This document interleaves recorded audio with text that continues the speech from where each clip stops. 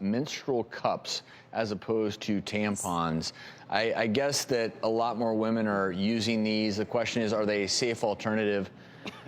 My first thought looking at this is, number one, are they appropriate? And number two, how does it really truly work? I know how it's supposed to work, but does it? Yeah, people like menstrual cups. They do. People like menstrual cups. Especially millennials, for whatever reason they think it's better for the environment, that maybe they think it's safer in terms of toxic shock. It probably is better for the environment, right? Yeah, better for the reusable. environment. Right, so you basically just put the cup into your vagina and then it catches the blood and then you remove it. So and as long as you do it appropriately, it does a good job. Well, that's the point of this study. So people will associate tampons with toxic shock syndrome, which is a rare but potentially life-threatening condition that can occur due to certain types of bacteria. So they're saying, well, we're going to use these menstrual cups to decrease the probability of toxic shock syndrome, and we're going to use them because they're good for the environment. Well, the problem is there was a study that suggested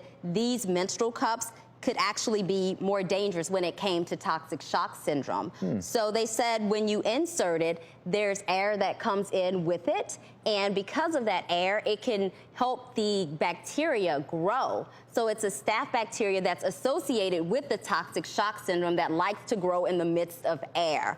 And because of that, the incidence of toxic shock syndrome might be higher. Additionally, according to the labels, when you take it out, you're just supposed to rinse it and then you can reuse it. Well, they did a study where they swabbed the cup, and when they checked it again 8 hours later, they found that staph was still on the cup. So that's that bacteria you don't want for toxic shock syndrome.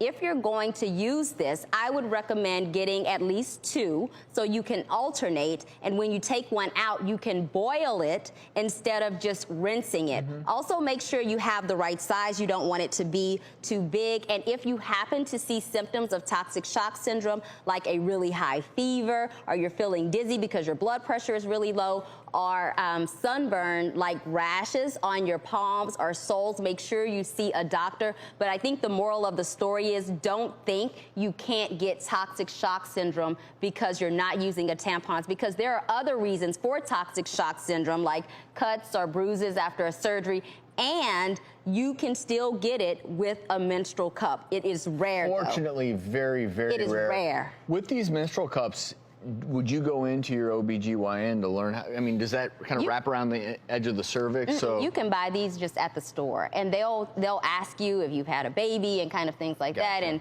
then you just kind of put it in. But they're comfortable and they're not bad. I'm not saying you can't use it, but I'm just saying be educated and realize this isn't the solution if you're saying, I don't want toxic shock syndrome. I know some people aren't familiar with the menstrual cup. Some people love it. The blood really will stay in there. Well, it is a bit of a learning curve when you're trying to learn to take it out. When you learn to take it out, because you don't want it to spill everywhere, obviously. But like I said, people love it, and they work. They work. Teach their own.